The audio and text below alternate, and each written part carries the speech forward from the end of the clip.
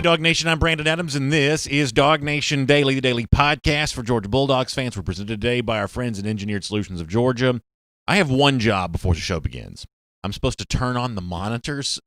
Literally, Connor Riley does everything else. He puts all the graphics together, builds everything, does everything that needs to be done. All I'm supposed to do is turn on the monitors. I didn't turn on anything today before the start of the show, so give us a second, get the monitors turned on, get everything going. I apologize. Now I can see myself in this monitor. I apologize, and now I can see Engineered Solutions of Georgia in this monitor. Otherwise, nothing else was turned on the way that's supposed to be. Regardless of maybe how inauspiciously we've began today's broadcast, I can promise you this: we do have a really fun show. Some really interesting things coming up. I'm going to look at a former Georgia quarterback who's maybe said some things about Kirby Smart that maybe some Georgia fans might eyebrow raise a little bit. I think it leads to a topic that we've really been kind of involved with the last few days. So we'll kind of do all of that. We'll obviously look at the life of Pat Dye, an SEC legend, and a guy that, if you're my age, you probably don't realize, or at least it'd be possible not to realize, how much of a UGA legend he actually was. Connor Riley did some good reporting on that yesterday for DawgNation.com. We will obviously touch on that. We'll hear from Kirby Smart as Georgia players themselves get ready to come on back. And I believe I have now tap danced long enough. All the screens are on. We are ready to begin. So we'll have a good show, regardless of the fact that I didn't turn the screens on to begin today. But nonetheless, it's DawgNation Daily, the daily podcast for Georgia Bulldogs fans. It's presented by Engineered Solutions of Georgia, and it begins right now. Today's episode of DawgNation Daily is brought to you by Engineered Solutions of Georgia. Dial 678-ESOG now for a solution to your foundation and waterproofing problems. Presented by DawgNation.com. This is DawgNation Daily, the daily podcast for Georgia Bulldogs fans. Here's your host, Brandon Adams. I want to say this off the very top today. I had so much fun putting today's show together, diving into it, getting ready to come on the air and talk to you. And listen, I can't sugarcoat this. The news that's out there right now is just awful. And if you're like me, when things get so bad, and I have a tendency to want to get sucked into all that and read everything that's out there and all that kind of stuff, but at a certain point in time, I've sort of had all I can take, and I have to exit. I have to push the eject button. And one of the ways I do that, sometimes it's like with nostalgia, going back in time, remembering things from my youth. And we have an example of that later on, what I think is going to be, for us, a really fun way of honoring the passing of the SEC legend, UGA legend, Pat Dye. I had a great time putting this together, and I think it's going to be a good escape for us. It's later on today on DawgNation Daily, presented by Engineered Solutions of Georgia. We'll get to that in a couple of minutes. Before we get to that, let me take care of some other stuff, and this has kind of been really, in some form or fashion, this is the conversation we've been having for quite some time. The fact that I am of the belief that for Georgia to win a national championship this season, or really to win a national championship period in the next few years, there's some offensive changes that have got to occur. And that's why we celebrate when a guy like Jamie Newman comes to the program. He seems to have the potential of bringing that change. That's why we celebrate when a guy like JT Daniels comes to the program. We don't really quite know how he fits into the picture yet. Eligible in 2020, the starter in 2021. We don't necessarily know all of that, but it's good news. We take it as good news that another capable body has been thrown into the quarterback competition. We obviously have taken it as great news that someone like Todd Monken, whose career thus far has been so different than maybe what Georgia's had offensively, the possibility that he could bring something to Georgia as a catalyst for change, we've kind of taken that really good news as well. I don't think we've minced words on this show, in other words, that we do believe that Georgia needs a change in order to do what it can do, win a national championship, be as good as it can be. We think offensive evolution is a part of that. Someone else apparently kind of thinks something's kind of similar here too. It's former Georgia quarterback Hudson Mason, who works on the radio here in Atlanta on a sports station called the Sports X. And Hudson said something recently, and Hudson's way of saying this is probably not quite the way that I would say it. He probably takes it in one degree, maybe a step further than I would possibly take it, but Hudson knows the position. He played quarterback at Georgia, was the starter for Georgia in 2014, a backup for the Dogs a couple years before that, kind of a record-setting high school quarterback in the state of Georgia, going back to his time there at Laster High School. So this is a guy that knows the quarterback positions, got some gravitas when it comes to speaking about what's going on offensively at Georgia. And on the radio recently, apparently, I saw this shared on social media, but on the radio recently, apparently had some kind of harsh words for the current state of the Georgia offense and the role that Georgia coach Kirby Smart might have played in some of that. I think this is interesting, and I think it sets us up for where we need to go today. So let me let you hear the former UGA quarterback apparently asking some tough questions about Kirby Smart. Kirby's going on his third offensive coordinator in 3 years. Yeah. Okay? It's like going on your third divorce in 3 years. At some point in that divorce, people start to look at you and go, maybe you're the problem. Like not Larry the King. one, not the wife, not the ex-wife. You know, you go through one divorce, you can blame it on, it just wasn't 50-50. a good fit. She was crazy. Or look, we just whatever it is, it's 50-50. You get into your second and third divorce, and this is where Kirby Smart is with his offensive coordinators. You get into your third different offense coordinator in 3 years, and you still can't score big points, and you still handcuff your offensive coordinator, and you still want to play ground and pound and small ball and refuse to adapt to the new ways of college football, throwing the ball out, RPOs. People are catching on, and they're gotta going, look in the mirror. It's not the quarterbacks. It's not the offensive coordinator. It's the head coach. So listen, I think that it's certainly fair to ask questions and talk about the Georgia offense, what needs to be better. I happen to think the way that Hudson Mason says that there is unfair. The specific words that he used, I don't think reflects the way that I see the situation with the Georgia offense. In particular, what I don't necessarily like from Hudson is the whole notion of, well, it's 3 offensive coordinators in 3 years. I mean, that is, I guess, on its face true. That, there's a way to say it where it sounds like that, but there's also a way to say it different than that. Georgia got itself in a situation last year where it had, I think, an ineffective offensive coordinator. I think James Coley's year as play caller for UGA was a failure. I don't think we've minced words about that at all. Kirby Smart responded to that by bringing in Todd Monken. Now, to say, well, you're going on 3 offensive coordinators in 3 years. What's wrong with you if that's the case? But the alternative to that would have been to not replace James Coley last year. That would have been the alternative for that. Would things have been better if that was the case? Would things have been better if Kirby Smart chose to maintain continuity with Coley? No. Things would not have been better. You made the decision to go with Todd Monken because Coley wasn't doing what he needed to be doing. And you say, well, it's 3 offensive coordinators in 3 years, but it's only going to be the third in 3 years because the decision that Georgia made a year ago was the wrong one, and so Kirby Smart has kind of responded to that. So on the whole notion of there's not been enough continuity with the Georgia offensive coordinator position, there shouldn't be continuity if the results were what James Coley was putting out last year. Now, should Georgia have spent big to hold on to Jim Chaney to keep him from going to Tennessee? Chaney gets the big contract there. All indications are Kirby Smart and Georgia chose not to match all of that. I don't know. And that seems to be a degree of revisionist history because there were plenty of Georgia fans at the time that really weren't all that happy with Jim Chaney either. So I guess do with that what you will. But beyond that, we have said over and over again that Georgia needs a change offensively. Georgia needs to do better offensively that's done in the past. However, here's where honesty also compels me to admit something else. And by the way, Hudson Mason, the part that I do agree with his statement on is, all the things, the end of that quote you just heard, that he'd like to see more of from the Georgia offense. I think that's all objectively true. But here's the one thing where you have to defend Kirby just a bit on the notion of the offensive problems that have existed for Georgia are problems that belong to him. The fact of the matter is, the Georgia offense, the way that it has been run, we assume part of the vision that Kirby Smart has for this program, it almost worked. I mean, it almost worked to the tune of a national championship in 2017. It almost worked to the tune of a national championship had Georgia just gotten past Alabama in the college football playoff for 2018. It kind of reminds me of, for those of you that care about the NFL, I realize not all of you do, when the Atlanta Falcons made the trade for Julio Jones. I'm sort of against the idea of big-time packages to trade up in a draft. I generally think that's a bad thing for an NFL team to do. But in the case of the Falcons, it almost worked to the tune of winning a Super Bowl. Julio Jones may go down as the franchise best player. So on its face, it may seem like the wrong philosophy, but it almost worked. The same thing is true for the Georgia offense.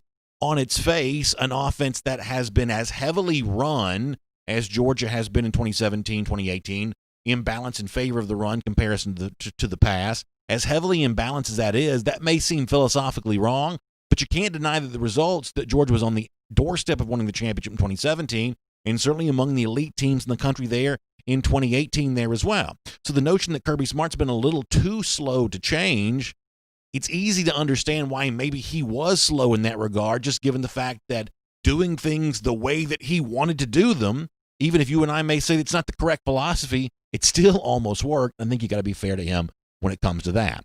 Beyond all of this, I think there is another point that has to be quickly made here, is that as Georgia works through its offensive evolution, as Georgia continues to try to build the program in all facets the way that it should be, and the last remaining aspect of that would seem to be, the offensive side of the ball, I think it's important to know how, the various components of the offense have performed, not just since Martin has been head coach, but kind of predating some of that. Last year, one of the hot topics for the entirety of the season was, Georgia's going to have a hard time being good offensively given the issues facing the wide receiver core.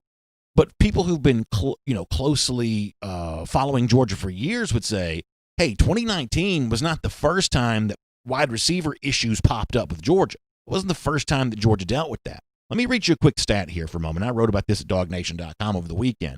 I was talking about the possibility that George Pickens could lead the SEC in receiving yards. And in talking about the challenge awaiting Pickens to do that, let me read you a couple of sentences from my own writing, DawgNation.com over the weekend. I talked about Malcolm Mitchell, who was 8th in the SEC with 865 receiving yards in 2015. I said that's the only Bulldogs receiver in the last 7 years to finish in the top 10 of the conference in receiving yards. Pickens, 13th in the SEC last year, was the 4th highest single-season total in the last 10 years for UGA. So it's important to note that I think that part of the reason why Georgia chose to be maybe more conservative than not in 2017, more conservative than not in 2018, is that when Kirby Smart took over this job, he actually took over a program that had not been doing big things at the wide receiver position for a number of years before he got here. And the transformation of that position group done by recruiting, bringing in the Dominic Blaylocks, the George Pickens, the incredible crop of guys from the 2020 class, is part of the evolution of that position group there as well. So if you want to kind of bottom line this and kind of sum all of this up, on its face, I don't think Hudson Mason is wrong to say we need to see more from the Georgia offense, nor do I think he's wrong to say eventually, if it doesn't happen, that becomes an evaluation of Kirby Smart. I think that Hudson Mason's probably right about that there as well. But to say that that's already taking place and that already this is an indictment on Smart, that's where I would draw the line and say that's incorrect. Kirby made a mistake. He hired James Coley. Coley was a failure. But instead of rehashing that over and over again, as a Georgia fan, I celebrate the fact that Kirby acted quickly to correct his mistake, bring in Todd Monken, and under Monken, my expectation is the results will be far different and far better than they've been in the past. My name's Brandon Adams, and this is DawgNation Daily, the daily podcast for Georgia Bulldogs fans. We're presented today by Engineered Solutions of Georgia. Good to have you with us.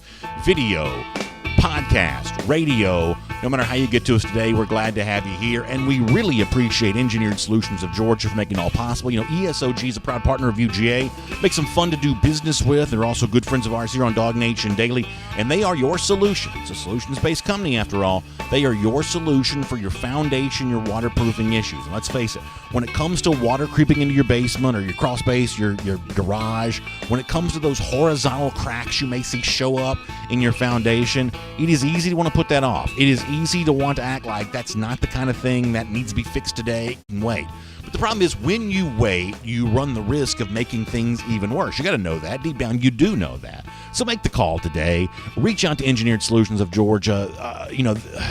Listen, if it's a simple fix, they will tell you that. If it's something that's more substantial, you need to know that anyway. They've got 2 full-time engineers on staff. They do great work, and contacting them is a very easy thing to do. You can dial my friends at Engineered Solutions of Georgia by simply calling 678-ESOG now. That's 678-ESOG now. That'll get you in touch with Engineered Solutions of Georgia. As I said before, they're proud partners of UGA, fun to do business with.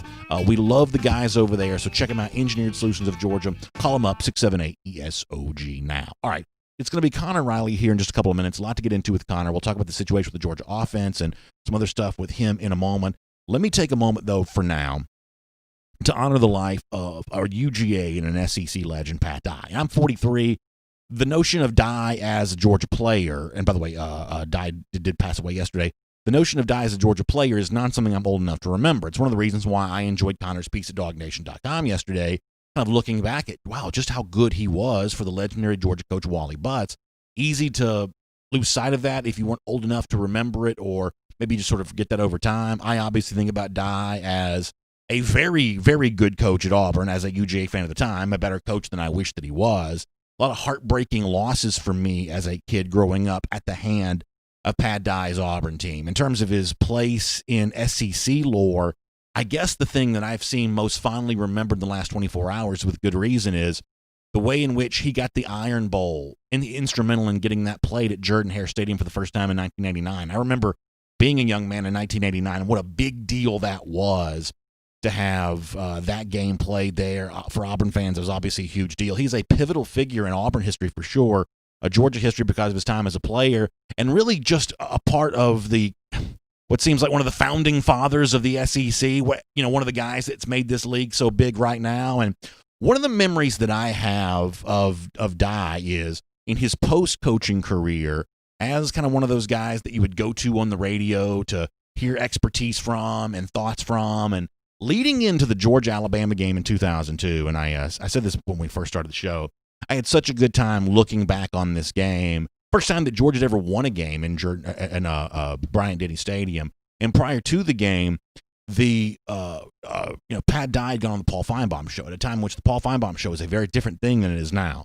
On a kind of small station in Alabama, not the SEC network. Obviously, none of that kind of stuff existed back then. But he goes on the Paul Feinbaum show and had a pretty bold prediction about his feeling about how things would work out for Georgia and Alabama. And you got to understand, it's really a reflection of just how much weight Dye's voice carried, even in 2002, a number of years removed from him being Auburn coach. It still mattered what he said. And in fact, as a way of kind of sort of setting all this up, let me let you hear from the CBS broadcast in 2002, Georgia-Alabama. Here's Todd Blackledge and Vern Lundquist talking about what Dye had said that week. It's really fun to go back and remember this. Here's CBS from 2002. Well, a lot of noise made in these parts because of a quote from former Georgia player and Auburn coach Pat Dye on a radio show earlier this week. Pat Dye said Georgia's not man enough to whip Alabama. That's exactly what I said, and that's what I think. Well, Mark Richt immediately wanted to get a transcript of the broadcast, and so a lot of locker room material for the Georgia team. Well, he said it 3 times in the interview. He didn't just say it once. I mean, he repeated himself 3 times, and you can't make too much of it, but I think that the Georgia team has answered that call so far. Yeah, it goes on to be a great win for Georgia-Alabama, but where the story gets interesting, and the Athens Banner-Herald did a story on this in 2015. Let me quote you from David Green, the former Georgia quarterback, who says, as far as bulletin board material, I remember that one more than any other thing than when I was at Georgia. It's a pretty strong comment when you say you're not man enough to come in there and beat them. But here's where things get even more interesting, though. As the Athens Banner-Herald writes, family, friends, former Georgia teammate, essentially everybody called Dye to ask, why'd you say that? Why'd you say that your alma mater, Georgia, wasn't man enough to beat Alabama? And what apparently Pat Dye said is, as quoted by the Athens Banner-Herald, he says, I did all I could to help. He says, the story says that he called the Bulldogs assistants, Neil Callaway and Rodney Garner, and told them, I've done all I can do. It's up to y'all now. Now, is that true or not? I'm not really quite sure. I don't even know that it really matters. I just love the story. I love the way that these figures, Dye connected to both Georgia and Auburn and a million other names that you could mention. I love the way they add to the folklore of the SEC. And at a time in which, my gosh, the regular current modern day news is awful. To go back and rewatch this game, Georgia-Alabama this morning, looking for, the audio that I just played for you, I got to tell you, that for me was a really good escape. So it's fun to remember those that made the SEC as big as it was. And I'm proud to remember Dye today, even though as a coach, he, put a lot of tears in a young boy's face back when Auburn got some victories over Georgia. I'm a little too young to remember, like very early 80s and, some of the stuff, back then. But it's great to be able to remember this today. Fun to go back and look, even at a moment from after Dye's coaching career that I think still sticks out pretty prominently for me in my memory bank. So fun to be able to do that with you as a part of DawgNation Daily, presented by Engineered Solutions of Georgia. Later on in our program, we're going to look at Kirby Smart, what he has said recently about players returning to campus. That's about to go down here, voluntarily on their way back to begin preparations for the 2020 season. We'll hear from Kirby Smart on that. Prior to any of that, though, here in our program, let's get ready to talk to Connor Riley right now. From Athens and across the SEC or wherever the recruiting trail may lead, here's a DawgNation.com insider. And Connor had some nice things to write yesterday about former Georgia player, Auburn coach Pat Dye. We'll talk to him about really that legacy in just a moment. But, Connor, I want to bring you in on the topic that I started the show before we get to any of that. First of all, I guess let me give you some pleasantries. Good morning, and thanks for taking some time to be with us as you pull double duty as DawgNation Daily producer here today there as well. So let me just say thanks for being with us. So let me, I guess, begin, talked about what Hudson Mason said about Kirby Smart and, in particular, the lack of continuity with offensive coordinator. Do you join me in saying that it's fair to ask questions about what Kirby's role in, orchestrating the Georgia offense is? But in terms of beating him up for the 3 offensive coordinators in 3 years, that particular line right there doesn't seem to be all that fair to me. Would you agree with that?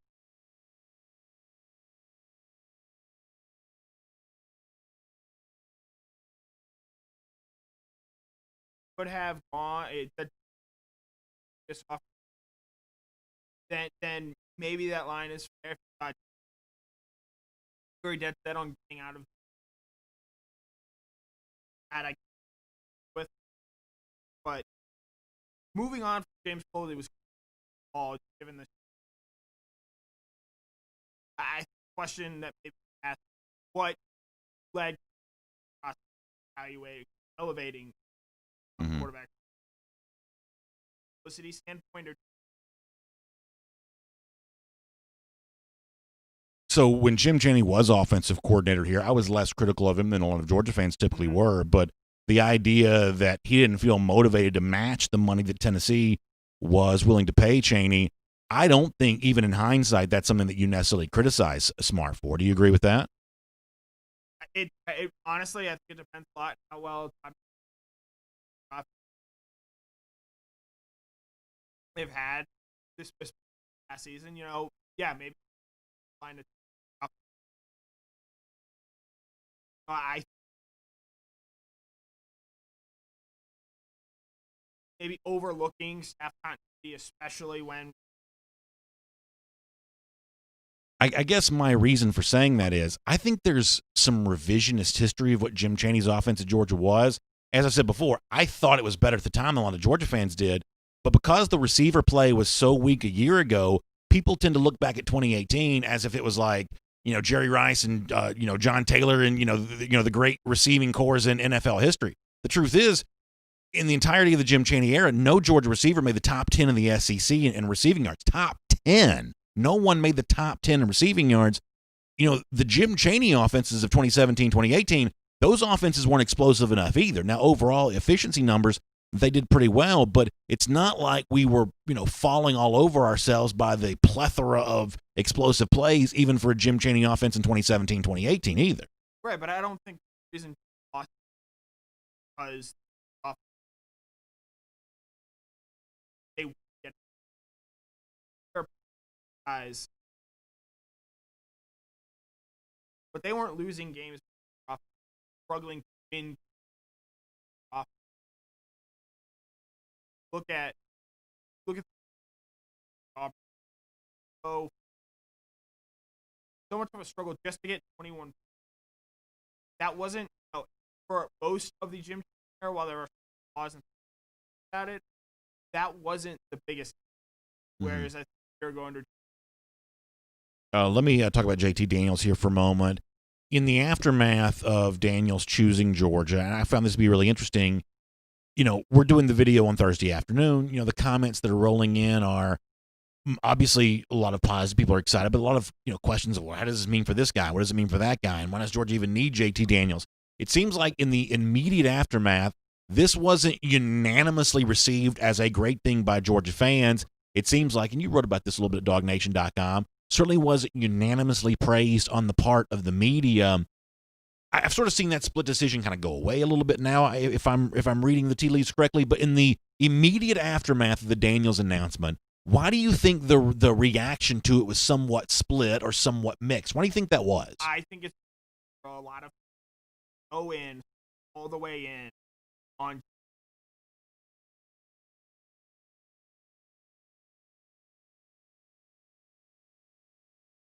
quarterback. It caused a lot of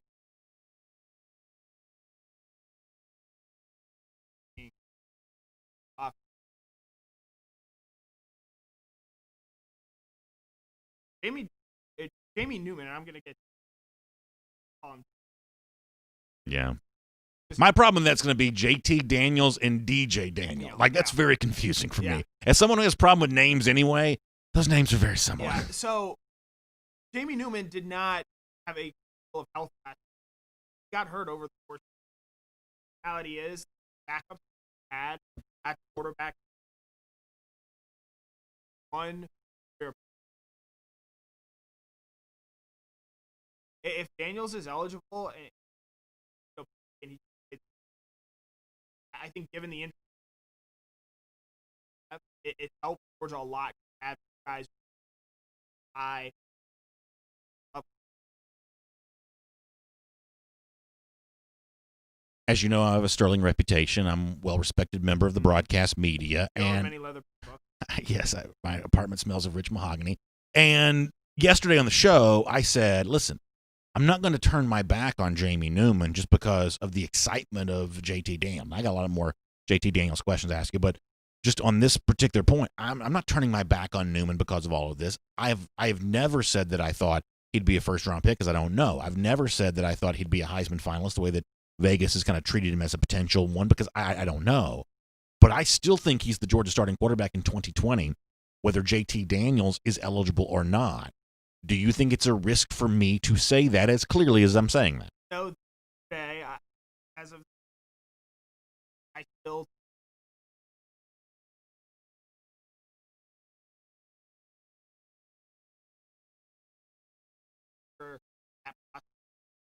the more and more like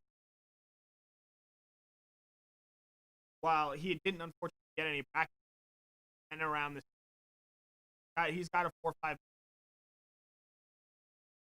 knowing the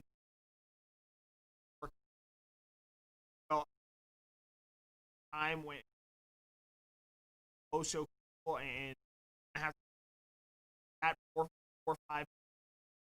while in most normal years would.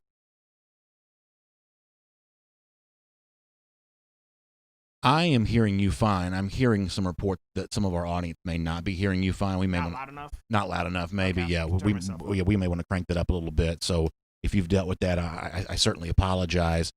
What I also said about Daniels going into 2021 is, and let's just say for the sake of argument, he's not eligible for 2021, just for the purpose of this conversation.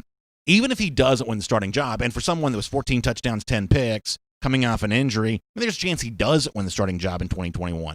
But even if he doesn't, as I said on yesterday's show, the player that does emerge as the starting quarterback, Vandegrift, Beck, Mathis, whomever else, I think there's a better chance that I would feel confident that's a quarterback earned as opposed to a quarterback by default. And that really matters for me. So ultimately, I would probably favor Daniels to win the job in 2021, but leaving the door open, I could be wrong about that. For the quarterback that does emerge, if it's not Daniels, better to beat out someone who's been a starting quarterback before as opposed to beating out a lot of guys who have never been a starting quarterback. I think it's easier, not just for fans to rally around that guy, but more importantly, I think it's easier for the rest of the team to rally around that guy because you can just feel confident that he's a real quarterback as opposed to just the best option that Georgia had. Yeah, I think just even on the 2021 scale as a whole, I just think you feel now so much better about what you're getting at the quarterback position in 2021 because to your point, I know you can bring up the whole Justin Fields thing if you want, but I have the belief that Kirby is going to play the guy that gives Georgia the best chance to win every single Saturday. And if that's JT Daniels, and I think it will be for the 2021 season, I'd feel pretty comfortable and confident in that because he'll have spent a lot of time in the system. He'll probably have a pretty good rapport with Dominic Blaylock. George Pickett will be juniors that season. He'll have a very good understanding with the offense. I don't think Todd Monken, unless Georgia does win a national title this year and all the offensive things are fixed, I do think Todd Monken is probably going to be here for at least 2 seasons. So, there'll be quite a bit more continuity going in that season. And to your point, if Daniels doesn't win the job, that means somebody else stepped up, whether it be a Beck or a Mathis or even a Vandegrift, somebody else stepped up and won that job. And while the 2020 quarterback situation, I'm still a little bit shaky on in terms of what we're going to see from that position, I think for 2021 and beyond, I think you now, with the addition of Daniels, feel much better about what the future of the Georgia quarterback. All right, last thing for me on this topic, but I've always lamented the fact that in the recent years, the excitement around the Georgia offense is just never as exciting as the conversation around the Georgia defense. Potential all-SEC guys, potential draft picks, potential everything else. It just seems like there's a little bit more energy on the Georgia defense than the Georgia offense. But by adding a JT Daniels to a team that already has a Jamie Newman, and thinking about what Todd Monken might bring to the table, I'm a lot more confident than I thought I would be, at this time, say, 6-7 months ago, that Georgia's really about to bring as much energy on the offensive side of the ball as it does on the defensive side of the ball. I don't think Daniels comes to Georgia unless he likes the vision of what he thinks that Todd Monken's going to be able to execute. You may say the same thing about Jamie Newman as well, who had certainly plenty of transfer options there too. Ultimately, I think that Monken's the most important name of any of these guys that we discuss. And the fact that these quarterbacks want to play on this team with Todd Monken here speaks to the belief that maybe they think things really are about to change for the better, because all of these guys, Vandergriff included as a recruit for 2021, they all had other options of places they could go. Yeah, I think it still all comes down to Kirby Smart. I think we know that Kirby Smart is a great salesman, a great recruiter, and it's easy to see why Georgia has been able to recruit so well at the quarterback position. I think, to your point, and this sort of goes back to what we were first talking about, it's ultimately, I believe, going to be on Kirby Smart to allow the Georgia offense to change and get better and make the improvements that it needs to sort of elevate Georgia up to that national title sort of era that Clemson and Ohio State currently occupy. And at the end of the day, while bringing in Todd Monken on paper is a good theory, and I think what could be a very good coaching move, there is sort of a, Gus Malzahn bringing in a new offensive coordinator at Auburn, in that, at the end of the day, the buck stops with him, and I think it's going to be a Kirby to allow those to happen. Before you came on the show, I told the story of my recollection of Pat Dye's role in Georgia's win at Alabama in 2002, a game I attended. First time Georgia had won a game in Tuscaloosa. Georgia hadn't played very much in Tuscaloosa, so that's kind of a asterisk stat. But, you're a good bit younger than me, Connor, so you don't have the memories of Pat Dye that I do. Dye was the coach at Auburn when I was a kid. I don't remember as a Georgia player, but when I think about guys who I'm too young to have known anything about, the Johnny Vaught's, the Shug Jordans, the General Nealons, even, that's obviously a guy that I hear about, don't really know much about. How interested are you to kind of go back and learn about these SEC figures that were great before you were born, or, great before you were following college football? Is that something that you find yourself interested in to learn more about some of the forefathers that have kind of made the SEC what it is? Not really. Growing up, I was not, a big SEC guy. My parents aren't college football fans. They're not from the South. So I was more sort of a, I'm just going to follow this sport from sort of an outsider standpoint. I was a big Colt McCoy fan at Texas.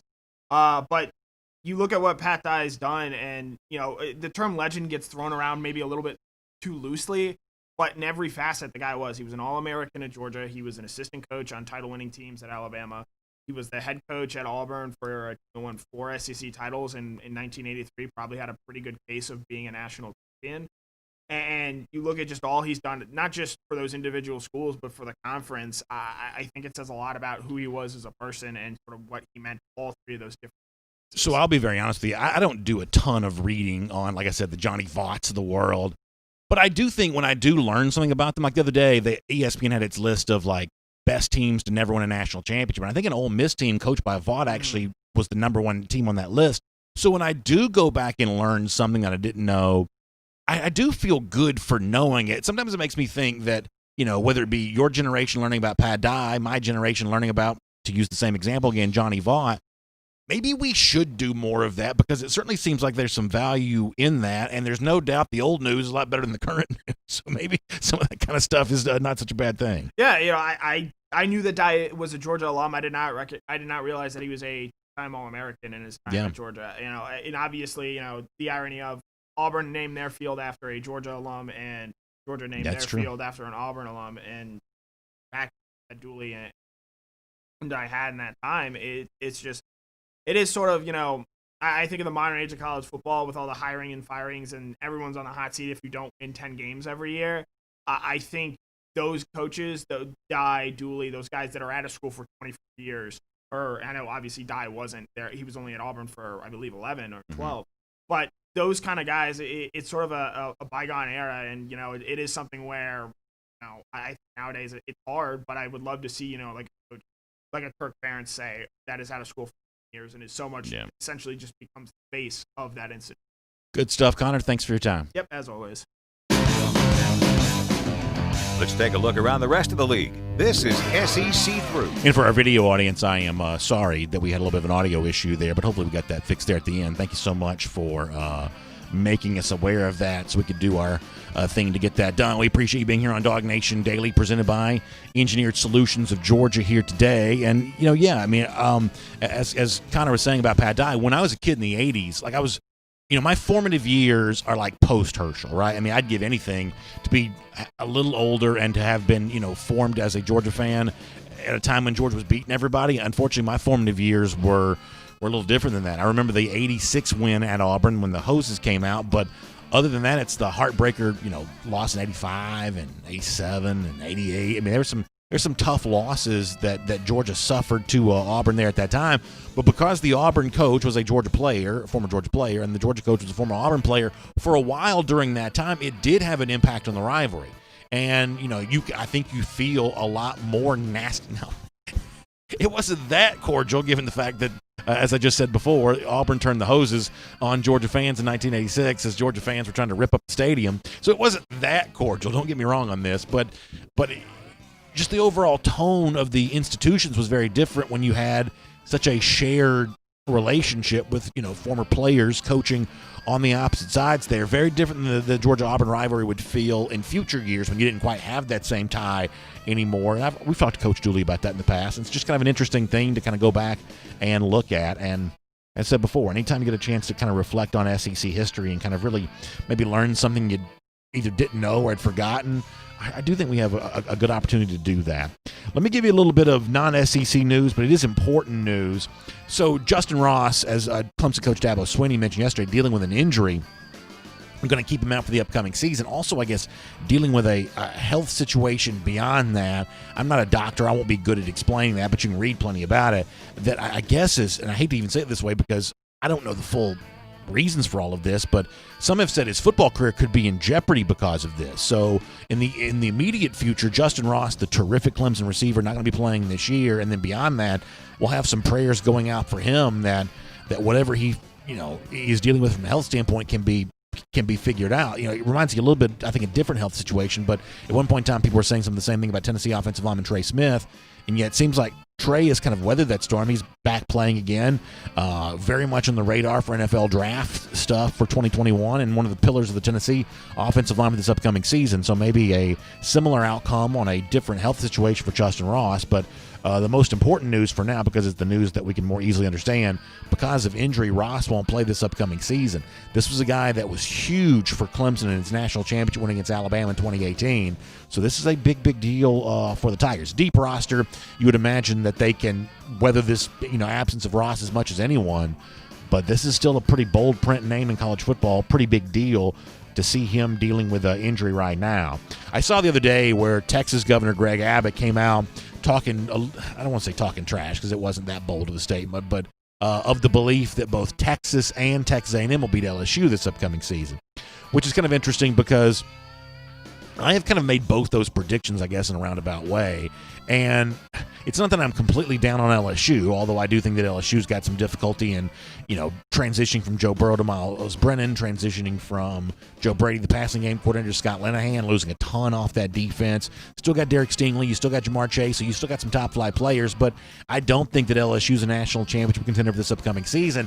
And I guess the reason why I bring this up, because we typically don't care about a politician's prediction, is I do think those two games are, I think, going to be pretty instrumental of where LSU is in comparison to where they were a year ago. And frankly, I think that Texas A&M, a program I am high on for the upcoming season. I think that, I joked yesterday about the fact that I think we give too much credit to Dan Mullen in terms of being a quarterback developer. Obviously, that's pretty on brand for me to say that. I don't think we give enough credit to Jimbo Fisher. Look how many first-round picks that Jimbo Fisher has produced, both as an offensive coordinator and a head coach at the major college level. He's got experience at his quarterback spot right now. It's Kellen Mond. I think that Mond is the most under-discussed player in the SEC going into the season. I don't think A&M wins the West. For me, that is Alabama for this upcoming season. But could they put together the kind of year that Aggies fans have been waiting for from Jimbo Fisher? Yeah, I think they could. They would be my pick to beat LSU and then Texas. Non-conference game. This was a shootout a year ago. Longhorns come into Baton Rouge. That's another game where in the early going, I don't like LSU. LSU is a point spread favorite via Vegas, stuff like that. 4 or 5 points, I think you can find the game right now. That's another game, though, where I see LSU losing outright. And frankly, if you're looking for a Big 12 team to be on the playoff radar this season, for me, it's not Oklahoma. Oklahoma stinks defensively.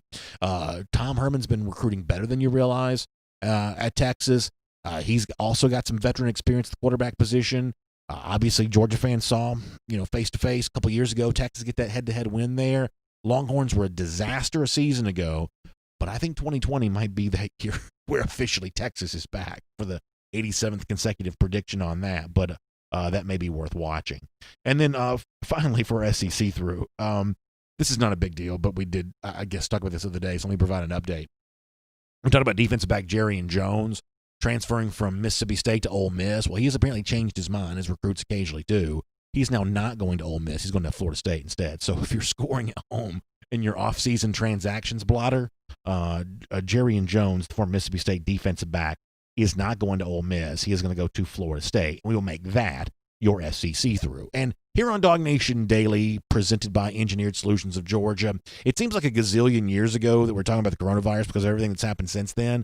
But that's obviously still a big issue for coaches, programs as they get ready to make their way back onto campus. The process starting for that at UGA, the June 8th official arrival date, voluntarily speaking, for Georgia players coming back. And Kirby Smart did meet reporters last week. We haven't done a ton on what Kirby said, but over the course of the next few days, I want to give you some of this audio from Kirby's visit with the reporters, including on all the work that's being done to make the campus, the athletic facilities, ready for Georgia players' arrival, and the feelings that Georgia players have about kind of being back congregated together again after obviously we've all been, dealing with a pretty substantial lockdown.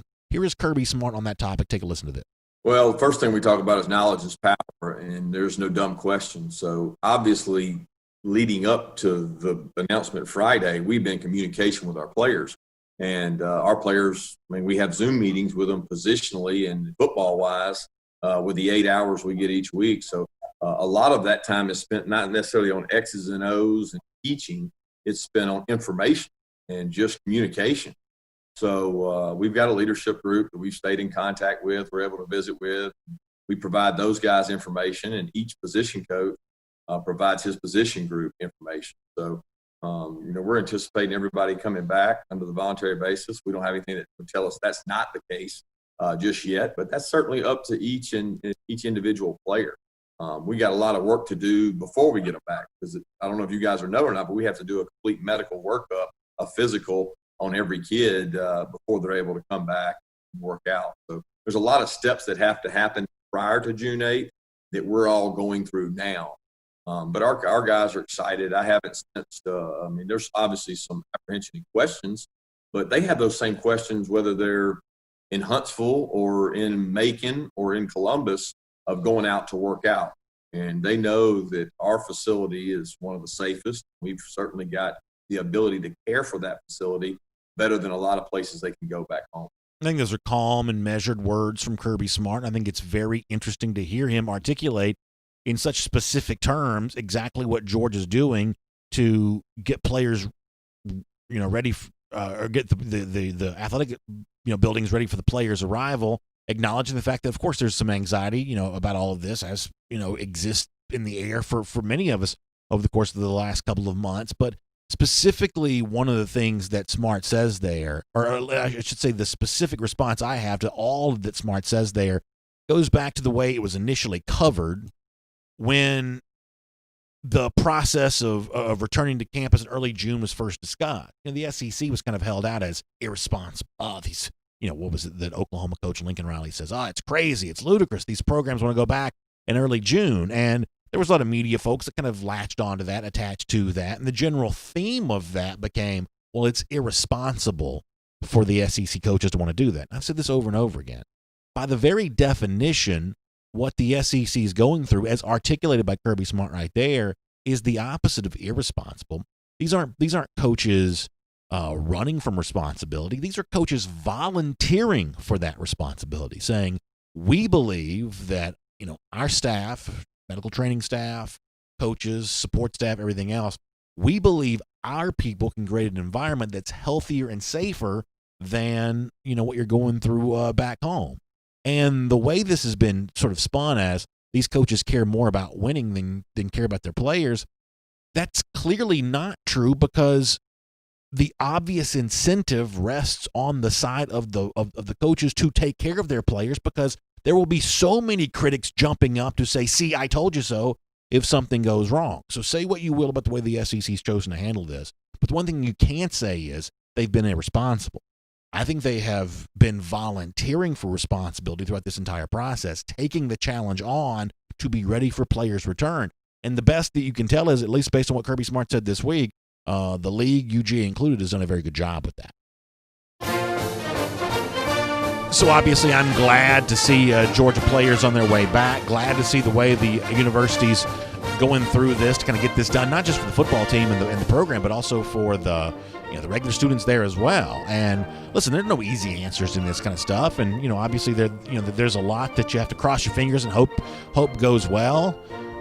But this is simply wanting the ball in your hand. This is simply wanting to be a part of the rebuilding effort here, and you love to see that coming from UGA the way that it is thus far. And we hope the news continues to be good there on that front. Something we know is good news, something we know that we can speak with some confidence about, is our Gator Hater Updater. Now, been 1,312 days since those lousy, stinking Gators have beaten the Georgia Bulldogs. You can't get any better than that. Good to be able to share that with you here on DawgNation Daily, presented by Engineered Solutions of Georgia today. We hope you all have a great day, and we'll look forward to seeing you back here again tomorrow. And on video. As I said before, sorry about the issue with Connor's audio. This is a weird thing where podcast radio audience, my understanding is, and I may be disappointed when I go check the file, but my understanding is they're going to hear it just fine. It's something to do with how the audio runs its way through the video apparatus. So we will work on that and try to get that fixed. And just generally speaking, it just probably wasn't, loud enough. But we're also trying to be mindful not to blow your ears out and make things too loud there as well. So our apologies there on that, Connor. Some people would say not being able to hear me was actually very funny from Connor Riley there. Nonetheless, we appreciate all of you being here, and we appreciate your kind words, and we appreciate the folks who are taking good care of us and being a part of the program, letting us know when we do have a little bit of an issue here and there, because, listen, we're still kind of getting – it's weird coming back to the studio after not being here in a million years, because, you're able to – it's almost like you're trying to figure out if things are still where you left it and if things are still okay, and well, so we're still kind of getting back all settled in here for right now. Jarvis Hannah says, can I get a birthday shout out? Yeah, absolutely, Jarvis. Happy birthday to you. Thanks for being a part of the program here today. Appreciate that. Let me also give R.S. Andrews a shout out. Air conditioning, heating, plumbing, electric. They do all that for us here at DawgNation.com. They can do all that for you there as well, especially air conditioning goes out. It's hot again. If your air conditioning is not quite working the way that it should be, or if you're afraid it won't work all summer for you, do what you need to do. Get that $99 Smiley tune-up. From our friends at R.S. Andrews. Get your system back to factory fresh specs. Find them online at rsandrews.com. Jamie Scott says, finally, they addressed Connor's audio. I apologize. We have talked about it a few times, though. I'm just sorry they messed up to begin with. Jim Sharon Caldwell says, let's talk about special teams. New coach, new field goal kicker, returning punter, sometimes inconsistent. Yeah, I think the process of finding a place kicker is pretty challenging. I really do. And I have no idea how it's going to work out. The one thing I've said over and over again is, I think for the most part, you can improve your special teams play by making sure you've got 11 good guys playing on special teams. Georgia's special teams effort changed dramatically from 2016, 2017. Rodrigo Blankenship did become a better kicker over that time frame. But I think when you look at the kick coverage stuff that Georgia got way better at, average starting field position got way better at, the 11 guys you had playing on special teams were better. So new special teams coordinator, I'm not all that worried about, just because of the fact that I think your success on special teams is largely determined by, the quality of the roster you have playing in that extra phase there. In terms of finding the place kicker, yeah, your guess is as good as mine. I'm not going to tell you that I know that's going to be a strength or know that it's going to be a weakness. I think kicking is a really difficult thing to predict. And I say this all the time, and I'll say it every time it comes up. When you kick in Friday nights on high school football, you are kicking into the night sky. that is the backdrop for every kick you ever make, unless you get to the state championship game and you're finally playing in a big stadium. But even then, you're playing in an empty big stadium, at least comparatively speaking. The difference between kicking field goals in college comparison to high school is so different because it's a triple-decker stadium. The end zone is full. You've got that spider camera hanging over your head, shooting down on you as you're getting ready to kick. You're on a stage and in a spotlight, the likes of which you've never seen before in your life. And how will the Georgia kickers respond to that? The potential, whoever emerges here, how will that person respond to that? Until we see them in that pressure situation, your guess is as good as mine. We can think of kickers over the years at Georgia. This guy's supposed to be the guy, but couldn't quite handle that spotlight. Wasn't quite ready for it at the time. We can think of some examples of that.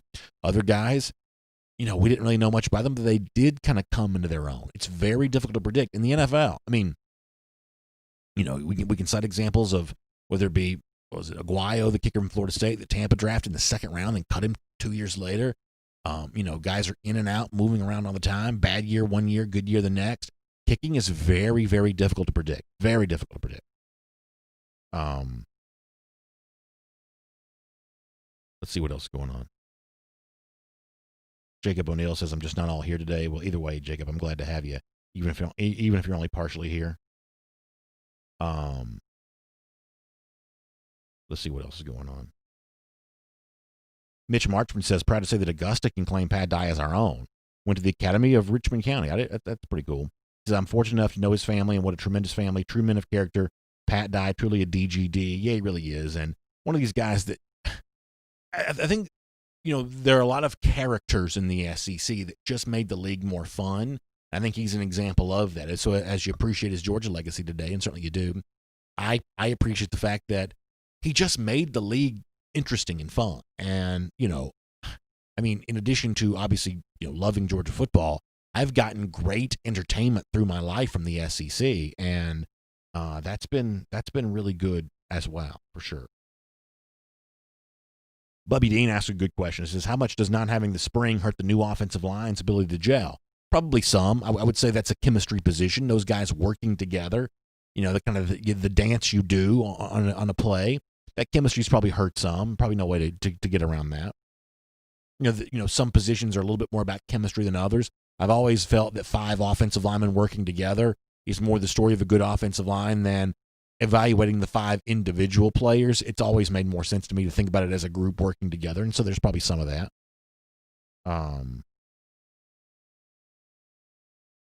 Let's see what else.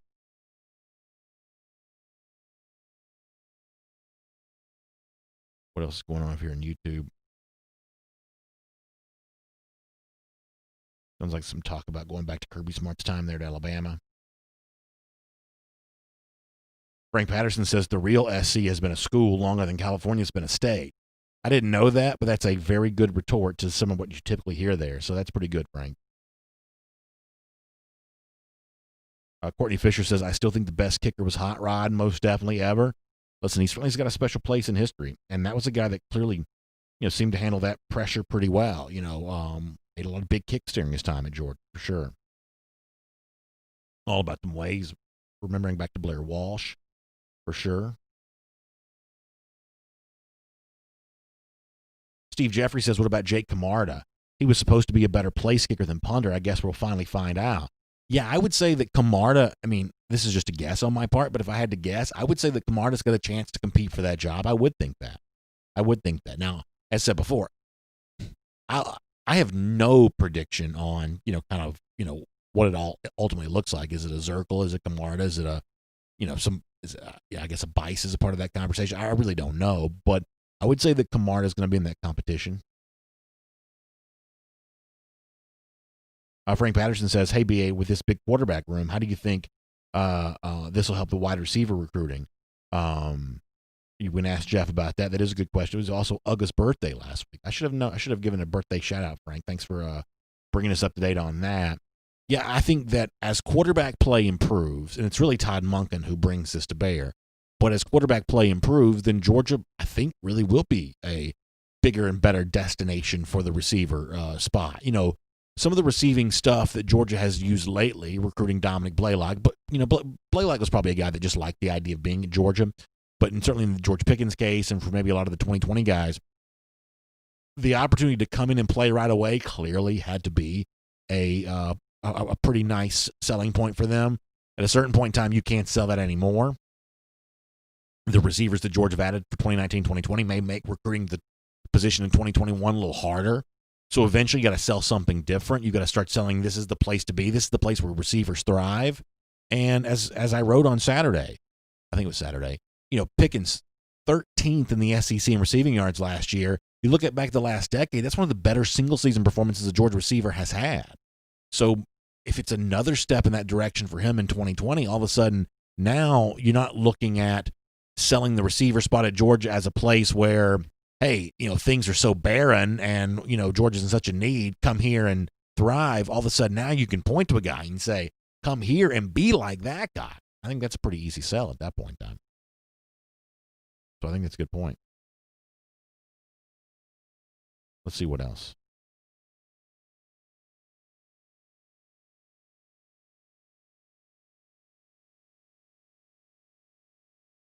Trying to figure out where the YouTube conversation is right now. Scott Harris says, our problem last year was no confidence in the backup quarterback, so Fromm was limited by coaches to protect him. That will not be a problem this year. That may be true. You may be saying that they didn't want Fromm to ever keep it on any kind of the zone read stuff or anything like that because they weren't quite sure the backup quarterback situation. That's probably true. I mean, look, Georgia's quarterback depth was too thin for a team that thinks of itself as a national championship contender. And, that was, certainly true last season with an unproven backup behind Fromm, even in a time in which proven backups are more rare than they used to be. Georgia still was dealing with that too much, probably. And, you've seen the aggressive way that Smart tried to rectify that. You bring in a Jamie Newman, you bring in a JT Daniels, you get the commitment from a Brock Vandegrift. All of a sudden now, the Georgia hierarchy, the future succession plan here looks a little bit more like what you would typically see from a major program. So I think that Georgia's clearly tried to work to address what was one of the weaknesses of the program. Afraid of pest management on the linebacker play for Alabama last year being below the Bama standard. I think that's true. Dylan Moses' injury and the other injury, I forget his name. That certainly factors into that. But this is a big year for Alabama. And I would say this, I think, as objectively as I can. I think that Alabama's got to prove this season that it's still physically dominant. Remember, we talked before about the whole man enough thing for Georgia and Alabama in 2002, and that was such a huge talking point for that week. Can Georgia go to Alabama and run the ball? Can Georgia go to Alabama and stop Alabama from running the ball? And Georgia answered the bell that day. I think it's kind of funny that the man enough thing for this game now probably rests on the Alabama side. This was not a particularly physical defense a year ago. Alabama, for the most part, has refashioned itself as a team that throws it far more than it runs it. Well more known for its quarterback and wide receiver play last couple of seasons than its running game play. The return of Najee Harris, the healthy return of Dylan Moses is part of the way in which I think Alabama's trying to change that. But we, those of us that talk about Georgia football every day, view Georgia going into that game in September as having a lot to answer for. A lot of potential critics lining up to say this, that, or the other if Georgia doesn't win. But in Tuscaloosa or around the SEC, there are similar kinds of critics popping up ready to say some things about Alabama if it doesn't win, and say some things about Nick Saban in particular if he doesn't get it done in that game. So there are questions about Alabama on the Alabama side that are just as prominent, just as significant as the questions that exist around Georgia. That doesn't make Alabama easy to beat, but the same way that a Georgia loss would invite some really unpleasant conversations, an Alabama loss will invite some of those same kinds of conversations, or at least the same tone of conversation around that program too. Let's see what else. Back over to Facebook here. And we gotta get Alan McGovern on the subject of Alabama's 2021 recruitment. They've been content with a slow build thus far. I feel pretty confident they'll have an elite class before it's all said and done. A couple more good comments. Keith Folds reminding you that Rex Robinson was the kicker for the Munson yeah call against Kentucky in 1978. That's exactly right. Also the kicker for the national championship game there, too, is right. So Rex Robinson has a pretty good Georgia career. Rex is also a pretty big UGA fan, too. You hear him kind of pop up and talk about the dog from time to time. I don't think we've ever had him on the show. We should maybe have him on the show at some point. Hugh Nash on the subject of Dylan Fairchild and Brock Vandagriff being recruiters for Georgia. Yeah, they've all kind of talked about that a little bit. Chaz Chambliss kind of talked about that some, too. So, yeah, they've got some plans on doing some of that kind of stuff, for sure. James Crump asked a question I think it's very fair to ask. Why did Georgia run that zone so much a year ago if Jake Fromm was never going to run it? That's probably a fair question. Michael Webb brings up a good point. And I think I said this, but I wanted to let Michael say it too. He says Bama has lost some physicality of late, but that doesn't mean we can just show up and have that edge. You gotta show up and hit them in the teeth. That's exactly right. There are fair questions to ask about a loss of physicality from the Alabama program, but the onus and the pressure is still on Georgia to go to Tuscaloosa in September and dictate the pace from a physicality standpoint. I think you're exactly right about that. Matt Talley, thank you for the kind words. I really appreciate that. It's very kind of you. And Jacob O'Neill checking out. We're getting ready to. Lucy Bowers Boykin would like to see Rex Robinson on the show. Yeah, we need to do that at some point. I like having, Rex is a pretty opinionated guy. I like having opinionated guys in the show. For some reason, I'm remembering him, some of the things that he said in recent years kind of coming up, although I can't specifically remember what it was that he said that I'm supposed to be remembering. Bell Jones says Kevin Butler was the all-time best. I believe that Kevin is the only place kicker in the College Football Hall of Fame, I believe. So that's a pretty good case for him. Pretty good case for him for sure. All right, we're going to get ready to go. Is there anything else we need to do before we leave? Randy Hall, thank you for the kind words. It's very nice of you. Appreciate that. David Johnson checking out. Appreciate that. Matt Talley says he's back on the board. I'm not sure what that is. All right, we got to get ready to go. Good comment going on over here in the YouTube comment section. Although I'm not quite sure what it's about, but it seems like they're having fun, which is all that really matters. Either way, I'm going to get ready to go for today. We appreciate you being a part of this.